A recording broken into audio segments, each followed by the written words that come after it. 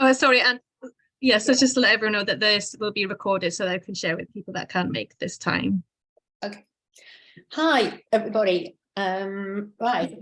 For those who don't know, I'm Angela Morris, and I just want to tell you a bit about my journey and what we're, as was just said, what we're actually doing now as well. Now, I could speak forever, and there's quite, I've tried to, in this presentation, I've tried to sort of narrow it down so that I'm going to not go on at each stage too much. And I apologise if I do, because once I'm on a roll, I'm on a roll. Okay, so I think we'll start. Okay. Hang on a minute.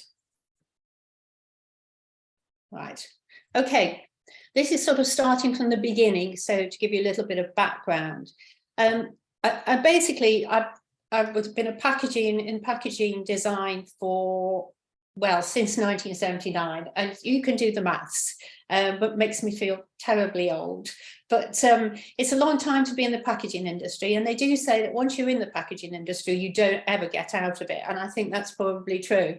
Having my first job when I left university, working at a small packaging company in the corrugated industry, and from then on I had my own design business, my own packaging design business, really because I ended up having a baby very quickly after I'd started work, and so I started working then from home, and that sort of just continued until this day. So I've been basically to my clients, I've been like a designer, I've also been a consultant, an advisor to them. So I kind of became part of their business, really. And I got a lot of knowledge about brands and about, what the needs are of these companies, and always tried to do something that was creative or innovative. And even back then, I was very aware of materials and the best materials for the job. And often they were natural. I've worked on cardboard, and a lot of my work really was with corrugated cardboard. But I've made packaging out of cork. I've made packaging out of wood, and I've occasionally been involved in glass, even though only from a design point of view.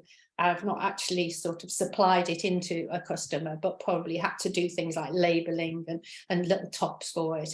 So it's given me a wide range of experience. I've worked for companies such as, I'll go into that. I've worked for companies, BHS, when they were still around, Avon Cosmetics, Cadbury's, many of those sort of companies where they're doing a lot of packaging, maybe at Christmas time. So I've worked on a lot of Christmas work as well, and always trying to find the best solutions for them.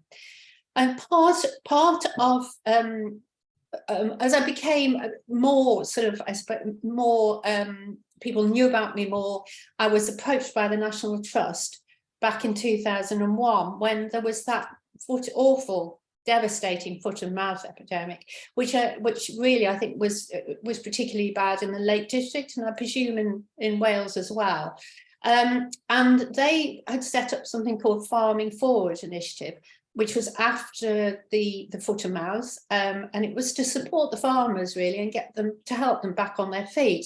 And a lot of it was to do with diversifying and encourage the farmers to diversify, whether it's in selling their produce direct to the customer, whether it was making clogs, whether it was chutneys and jams. They were there to sort of and to provide some help and support. And I had a great time going around so many National Trust properties without having to pay, which was really good. So I've been involved in all sorts of packaging and labelling. But one product that came out of this Farming Forward initiative was at Yew Tree Farm, which is up in the Lake District. And what they wanted to do is to be able to send their meat products to people at home. Now, if we go right back to 2001, people weren't buying on the internet then. And it was just at the very early days, I think, if at all, at that time. And so people would ring up and they'd order over the phone. Well, what they wanted to do is to help this particular farm to send their their meat products to people direct at home, but they needed a box to do that in. And they came to me and they said, what, we don't want to use polystyrene. That seems to be the only thing that's out there that we could use. And is there anything else we can do? So this was a bit of a sort of, to me, it was like, oh, wow, what are we going to do? So I tried lots of different products. I tried, there was like bioplastics, there were bio foams, there was cardboard. I could have used lots of thickness of cardboard, but none of them really worked. And at the end of the day, I was sort of thinking about, you know, I could really need to sort of think really outside the box here. And I was in a meeting with the National Trust, and there was a guy there from the estates, and he just said, have you thought about wool? We have to use the wool in the properties because we have to renovate them in the way that they've been built in the first place. And I said, oh, I don't know. Am I going to put a big lump of wool in a box? How am I going to do that? So I went away, and that's what I did. I managed to get wool, and I managed to get it felted. And the felt, which you can see in that top picture, is about 25 mil thick. And then I could line the box. And I found that two liners would actually cover every side inside the package. So I did that. I did a trial against polystyrene and polyethylene foam because I needed to prove to myself it was going to work. And I think it was a bit of a eureka moment because it actually basically blew the others out of the park. So it was very successful. It was great for me to see this. Here's a typical, excuse spelling mistake, by the way, anyone who notices it, it's trail, not trial. This was an ambient temperature trial that we did, and it was meant to be just for sort of really 24 hours, but we left it a little bit longer.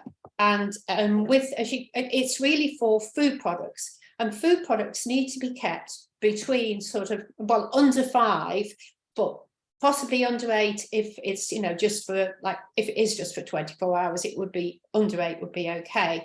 But most food products should really get to the consumer at home under 5.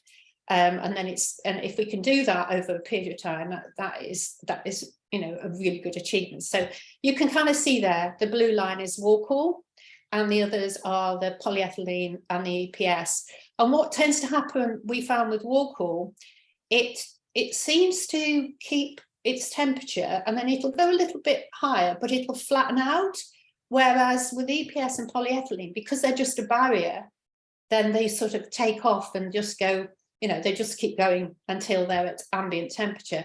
But I dare say Woolcool would have continued for several more hours, not a great deal over 8 degrees. And we've achieved up to 48 hours using a different mix of ice packs in there and what have you. The trial that I did had exactly the same product in. So I went to the butcher and bought exactly the same amount of product, the same weight, the same amount of ice packs in. And so they were packed in exactly the same way. So it was a fair trial. So then again, there's opportunities there. So I had to think about this. I thought, right, okay. So the National Trust, and we'll just go back to that again, the National Trust, for the National Trust, we did about 5 different kinds of boxes all printed up. I think that is the Welsh one that I got on there. And we also did, we did some other for farmers where they could just stick labels on them, but National Trust was sort of supporting them and with, you know, purchasing those boxes. And I think we did probably about 10,000, probably between 2004 and maybe 2006 or 7. Well, then I thought, right, okay, continuing with my consultancy work and my you know, other clients. But then again, I was thinking, well, there was lots of inquiries coming in and people actually were contacting the National Trust to ask who it was that were doing the wall line boxes. And I was getting all these sort of piles of inquiries and thinking, oh, there must be a business here. But it just seemed it wasn't enough for me to move onto that straight away, but I sort of kept it in mind, and I did supply a few small quantities to various farmers or food, you know, people who were selling food direct to the consumer at home. But the opportunity sort of grew over those years, and I think the environmental issues were becoming, you know, they were becoming more highlighted. the idea of plastic packaging, typical pictures like the one on the right there, you know, showing piles and piles of EPS boxes. And if you go to some countries, they're actually piled along roads as well. And then you've got it on the beaches, and, you know, it really isn't, it's a very unpleasant material. So there was the beginning of that green initiative. It was still very much seen as a sort of hippie-ish kind of way of looking at things. And I even did go and see somebody once, and he when I walked into his office, he said, "Oh, were you Angela Morris?" And I said, "Yes." He said, "Oh, I thought you'd maybe be, yeah, you'd be wearing like a big cardigan and you know, sort of like slip on, you know, sandals or something." And I find it quite rude, but I also thought that is actually what people think, you know, if you're working with a natural material. And it's just like wrong, but he soon realized that actually there was a little bit more to this than just using a bit of wool in a box. I think it's changed a lot with time. So hopefully, you know, with the whole environmental, there's a lot more out there in the press, and people are accepting that there are issues. So during this time, there was like rapid growth of fresh and frozen food to be sold online. And so there was a demand from the food producers for insulated packaging. So in 2008, I did get to the stage where I thought, right, this has got to be a business. So I branded the packaging Woolcool and started on the Woolcool journey. Again, we hit a time of crisis, and often that's an opportunity for innovation. Historically, it's an opportunity for innovation. You can go back hundreds of years and find in crisis how you know, there are people who want to change things, move things on, and it gives them an opportunity to do it. So the 2007-2009 recession, that impacted on my consultancy business, yet my inquiries were growing. So actually by 2009, I thought, you know, I'm going to go with this. I'm going to put everything into it and build a business, because I could see there was a potential because of the future and the environmental issues. So the growth in online food sales required insulated packaging, and there was a greater awareness of the environmental issues. So growth in sales.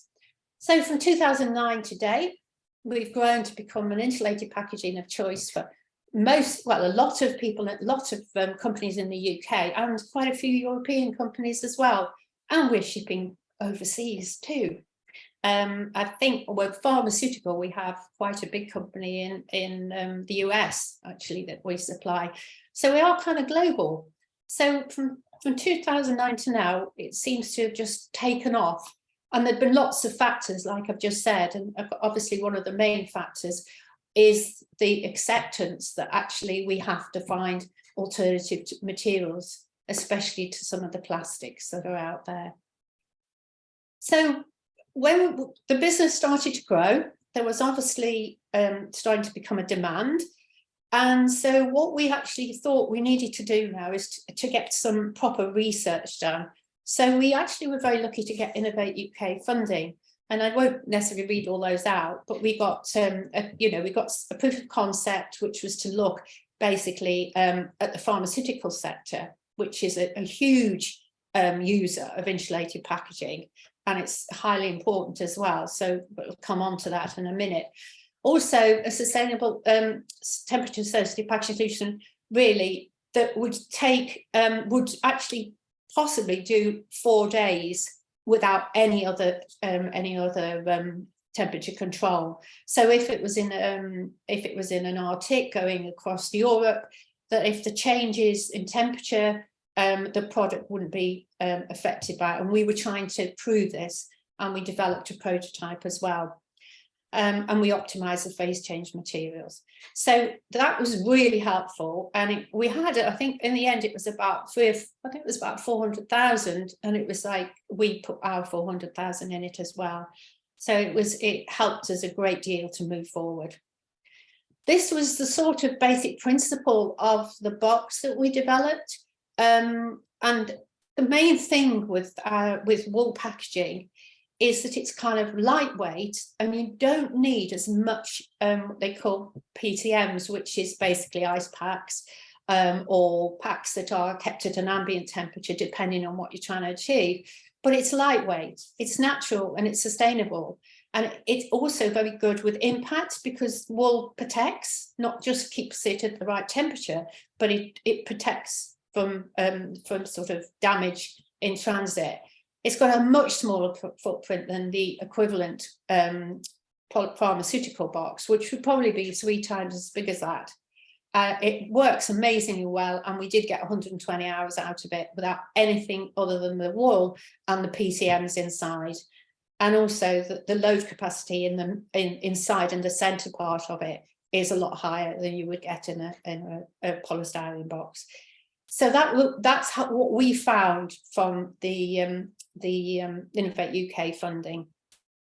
And that's the sort of temperature that this is one of the temperature ranges that we have to do, that is a kind of international standard. And as you can see, it kept this temperature of 2 to 8 for 96 hours. I mean, wool is just amazing. It seems to have its own little thermostat and understands that something's happening to it. Global, we've now got quite a few pharmaceutical companies. Oxford Nanopore is interesting because during the COVID epidemic, they were sending DNA technology all over the world using Woolcool boxes, which is, we felt we were doing our bit, which is great. For vaccines, it's really important. I mean, this is a really important sector, because if the temperature of the vaccine goes either down below 2 when it gets ruined completely, so if it goes below -2, it's destroyed, and if it goes above 8, it actually can become, it just loses it's not efficient anymore. And so they tend that the WHO actually did some research into this and found that 50% of all the vaccines in the world were being unfit for use, which is an absolute, it's a disaster, really. I mean, this is like people who really need this in parts of the world where they haven't, that they haven't really got the sort of infrastructure. They really need this to work. And so this has become a bit of a problem. And Woolcool actually is just so much better in keeping things at the right temperature. But also the wool absorbs moisture, and they were finding a lot of the labels were coming off the products. Once the label was off, they couldn't use it either. So there's lots of benefits to wool. One of the biggest problems we've had, though, and especially in the pharmaceutical and in the food industry, is credibility.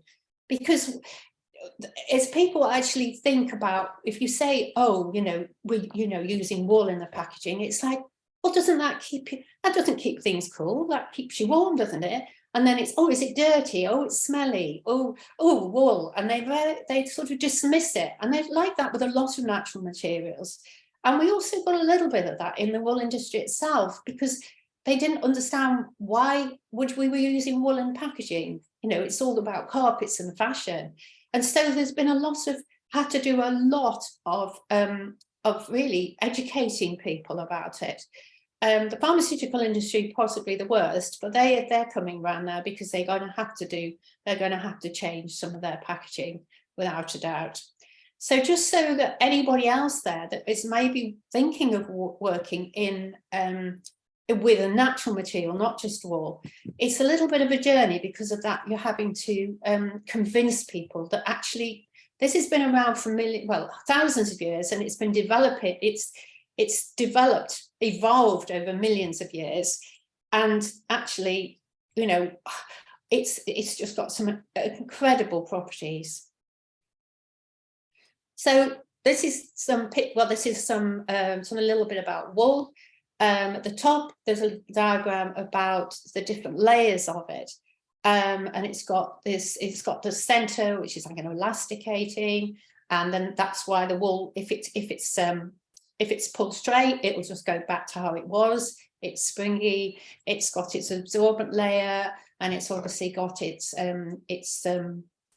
insulation as well. But there's a lot goes on there, and I think actually we don't even really understand or know what's going on in it. It's something that for the future, as our technology gets more complex, really, and look into this. I think we'll find out a lot more about wool and other natural materials. But there's so many high-tech jumpers and sportswear, but no one's ever managed to make a material that would breathe and keep you warm and keep you cool and help, and absorb the moisture. It's also, it's waterproof and it's elastic, it's fire resistant, it's antibacterial and it's absorbent, and it really is generally sustainable and compostable. And there's a picture of magnified, which I've got some more of those. That's a wool fibre magnified, which always blows my mind a little bit, really, because I don't know how it goes, how is it like that? That's just amazing. And I'll show you the other photos in a minute. And that's some of our standard Woolcool packaging.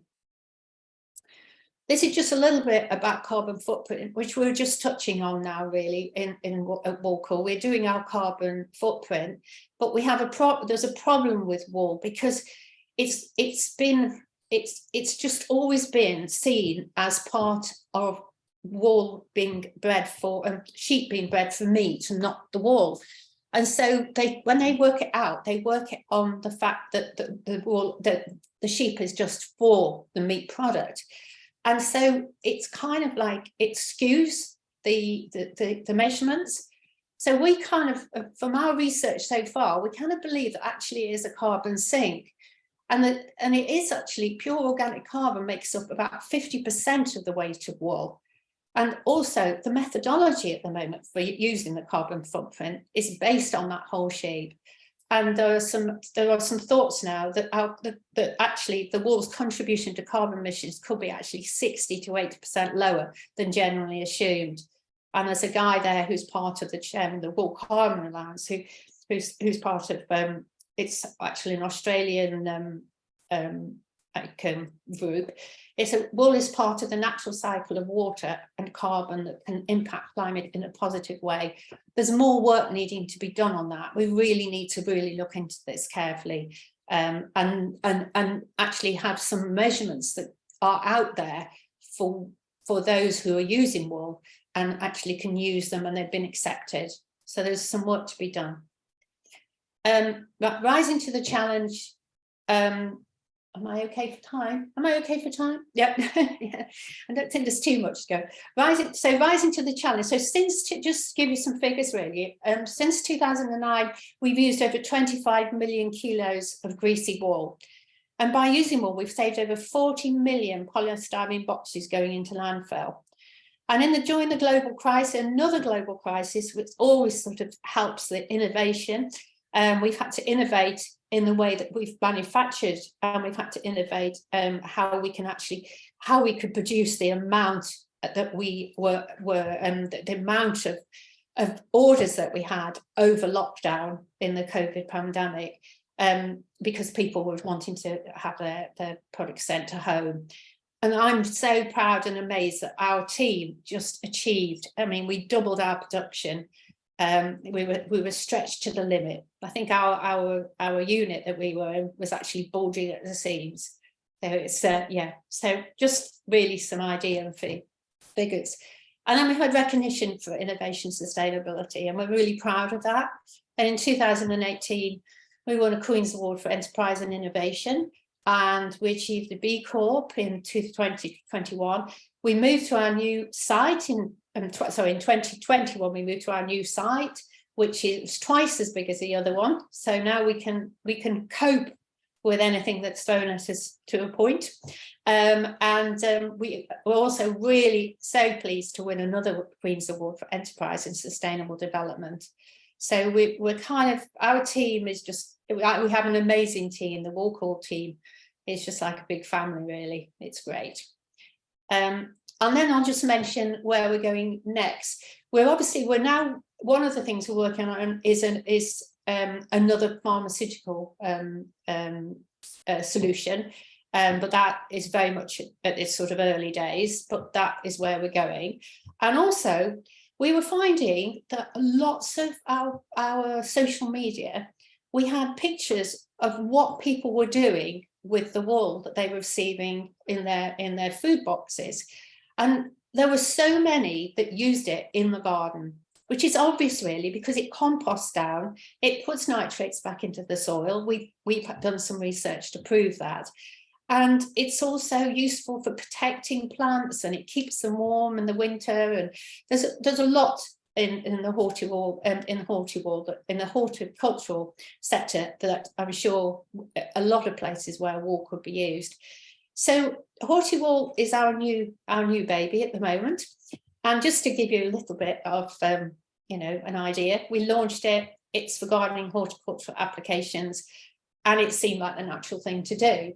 It was great to see that actually our customers were using it and not just throwing it away. We thought, well, you know, we have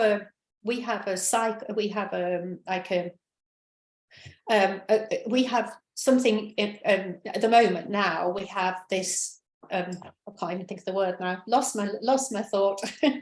But people can actually send their Woolcool back to us, and then we send it back for washing and scouring. And then we can reuse it as Woolcool. And in a way, this is what we're thinking, well, if they don't send it back, this is definitely a way that they can use it. But then we had people ringing up and saying, oh, can we buy some? And this is what we've now started to produce, and we've branded it, and we have a website where you can actually buy some hortiwool online. So just a very quick, I think, yes. What time is it now? Yes. Yeah, right. you're still okay. I'm okay. So I can go on if anyone's got any more questions about the hortiwool. But I can continue afterwards. But it's you know, it's something that I think is going to be very exciting. Just to go through this, we've had some research. Most of that was when we were doing our Innovate UK, and we had the funding for it. In case Graham's joined us, I have to mention Bangor University, and they were really good at producing us the microscopic images, but also looking at the wool fibres and looking at the thermal analysis, so that the lambda values of it, and lots of other experiments. So they've done the most work. We did a little bit of work with Cambridge and Sheffield University, and also Keele, who have been helping us with our carbon footprint. And I'm just going to put the pictures on the screen of this. These are wool fibres, and it always amazes me. You've got a little tiny wool fibre sitting on the table, and you can hardly see it. And then you put it under a microscope and look what's going on. And it has the scales, and it seems to us, although we haven't had we can't seem to get the right equipment to be able to see it, but it looks, when we've taken these images, that these scales actually have pockets of air under them. And we kind of think that, we wonder whether they open and close, which is why they help to maintain the temperature. They're actually working, they're still doing something, and it is possible that that's the case. The other picture on the bottom right hand, that really blows my mind, because that's lots of little fibres within this tiny little wool fibre. Kind of feels to me a bit like looking at the stars, really. It's like you can't quite imagine it. It's going the other way, into real nano world. And when the scientists and technology people, you know, producing all these new fibres, and they talk about nanofibres, and kind of here's nature's nanofibre, because that is just incredible that there's all those tiny little fibres in there that we would never see. So it kind of, it's, you know, it's just amazing. So, and then I think I'll make a mention for the Innovate UK KTN, which was launched in April 2022, and it was just to bring together stakeholders. And it's been needed for so long, and I was so pleased to see that the government organisation actually wanted to do something with wool, because every time I've thought that there must be something that we can do to get the whole of the industry together. So this is really exciting, and I'm so pleased to be involved in the steering group, and I'm really sure this is going to work, and we shall have a positive impact on the wool industry throughout. And I hope I'm right, but I'm sure it's certainly got people talking that would probably never talk together, because it's very sort of there's little areas, like, you know, of industry up to do with the wool chain, and they don't really communicate.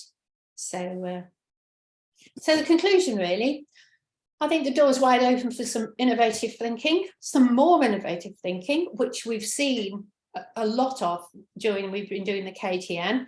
And also there are use, you know, wool's got to be a viable alternative, especially in industrial applications, and it will help to reduce the amount of wool that currently goes to waste and add value to the wool for the British sheep farmer, and also to replace some of those materials that aren't really good for the planet.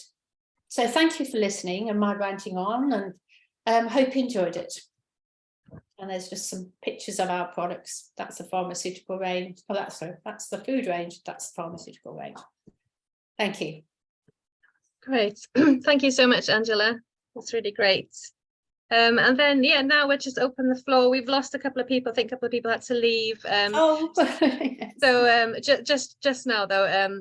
So I don't know if anyone's got any questions. I think just in the chat, Joanna was on the call, so she's from the Innovate UK, yes. KTN. So she's just shared about a funding pot they've got at the minute. So if anyone wants to have a look at that, we'll share that on our social media channels as well, if that's of interest to anyone there. Okay. Angela, with the wool that you use, is it certain breeds, or is it going to be just a general kind of? Well, it tends to be the thicker the wool, the more coarser wool. So it's usually about I think it's over 27 micron. It's kind of the wool that isn't used. People used to call it waste wool, which I think is like not really it's not a good description for it, because it isn't. Yeah. It's just the coarse wool, and it really isn't very good for clothing. I'm sure that people could, but it'd be a bit itchy, I think. Yeah, so it is that, and I think in this country we've probably got quite a lot of that coarse wool. Probably about 70% of our wool, I think, is, you know, unlike Australia, where it's, you know, a lot of merino, which is very fine. So it's a wool that's the sort of cheaper end of the wool. Yeah, and it works amazingly well. yeah, I guess that's why it works well for installation as well, the coarser wool, like housing installation. Yeah, yes, because that's what Graham's working on, isn't he? At Bangor? Yes. And you're working on with them. Yeah, we're working with the Wool Insulation Wales. They're doing a scoping study with them as well. Yeah, so that's really exciting. But that's also when Graham's working on products for us, his brief was to use Welsh Mountain, would be like, yeah, plus 30 micron, I think, for this. Yeah, it'd be brilliant. It would be ideal for it, wouldn't it? I hope something comes of that, because I think there's definitely a need for it. Yeah, definitely. Yeah. Any other questions? No. Well, is the wool, it's scoured before it's used in your packaging? Yeah. So it goes through the system. So basically, we buy our wool from the merchants, really. So it's already washed and scoured by the time we buy it. So it just goes from the farmer to British Wool, or they sell direct to, I think both the wool merchants might be buying direct now. So they've got the three places to go to, I think, now, whereas before it had to all go through the Wool Marketing Board. And then it goes to be washed and scoured. When it's washed and scoured, it then goes to the people who felt our product, and then from the felting it comes to us, and it's where the felter actually cuts it into the size of the liners that we require, and then it comes to us, and we we pack it and we send it off to our customers. It sounds really simple, but it really isn't. It's quite a difficult process to get it all sorted. But that's the basis of it. But it's just amazing to be using such a material that is. It's just I just feel that we don't understand wool, and I just hope for the future that globally that people will think, well, actually we need to take this material seriously. It will never replace all the applications in the world, but it's certainly, there's, I don't know, 2 billion sheep, and they are sustainable because every year they grow new fleeces, and in Australia I think twice a year. So yeah, definitely. Yeah. And is your research department, is that constantly kind of looking at new innovative ideas within wool, with wool? Yeah, it is, yeah. And I think that one of we're going to go into we're going into the horti wool. We've also involved in sort of a more commercial side of that, so we can sell to people at home who want from the garden, but we're already talking to like turf growers or horticultural applications, and possibly some agricultural applications as well in the future. Yeah, our R&D, we did some trials where we put when you put the seeds, you can put seeds on blotting paper, or I've forgotten what it's called, and I feel bad that I can't remember what it's called. Does anyone know it? No, I've seen it. You know what I mean?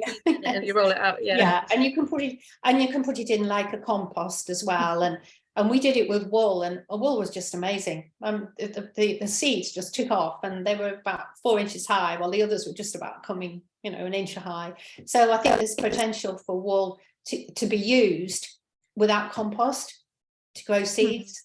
And I wish I could remember the word for it, but it'll come back to me later. Well, that's one of the products that Graham's looking at first, the hydroponic growth mediums. Hydroponic. Is it that? Hey. Yes. Yes, I think he's looking at that as well, isn't it? Yes. Yeah, that is a possibility too. Yeah, definitely. Thank you. Yeah, so I think if there's no more questions, everybody's just gone. Yeah. Oh. Yeah, I hope, if there's anything that anybody wants to sort of information afterwards, that you can always email me. Yeah, if you want to email us, we can pass them on as well. Email address to people, that would be good.